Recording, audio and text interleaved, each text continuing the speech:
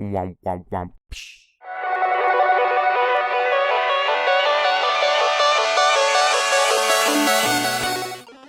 Spectra is a procedurally generated music-based racing game.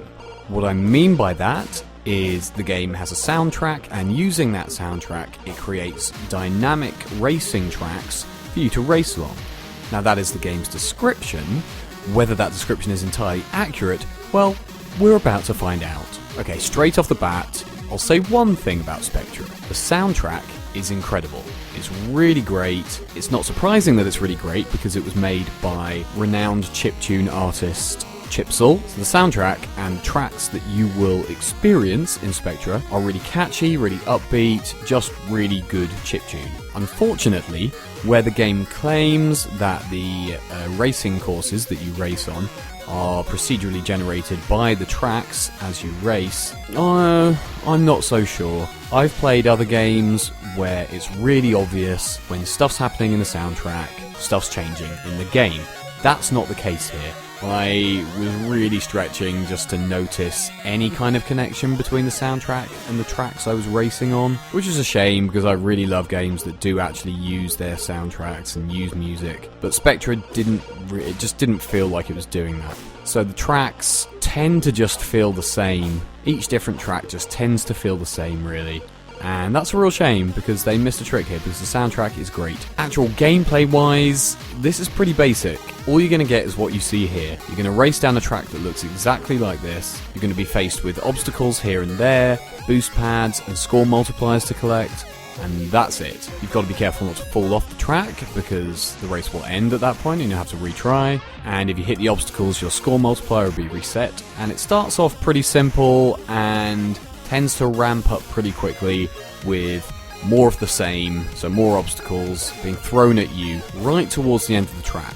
It ramps up really quickly, and it's virtually impossible to avoid every obstacle towards the end of the track. And that feels a little unfair. The controls aren't really precise enough to be throwing the kind of intense difficulty spike that there is at you. And the controls feel a little floaty, not 100% accurate. So it tends to feel a little unfair when all of a sudden you're thrown a length of track with more obstacles than you can get your head around. It's also not particularly satisfying how the races end, because you are basically just racing till the end of the music.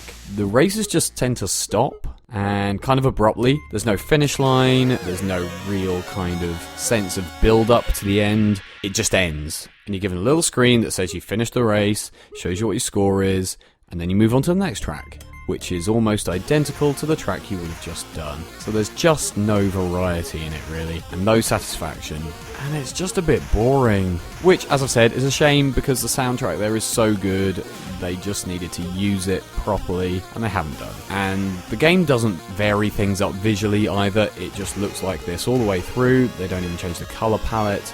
For a game with such a great soundtrack, you'd expect there to be some kind of visualizer or something, or some particle effects, something just to kind of, make things a little bit more exciting in the background, just make it a bit more visually stimulating. But there's nothing really, and this is what you'll see from beginning to end. And it will only take you over an hour really to unlock all the tracks that this has to offer. So for me to be getting bored within an hour on a game this short really isn't that good. So Spectra is only really going to appeal to people who are achievement hunters and people who love leaderboards. Because yeah, if you want to get a high score and you want to go back and replay races over and over and over again just to get up the leaderboards, then sure, this might be for you. But if you want a fun racing game, and more than that, if you want a fun racing game that uses a good soundtrack to create amazing gameplay, you're not going to get that here. You're going to be bored out of your tiny little minds. So unfortunately, because I love music-based games, Spectra isn't a good one.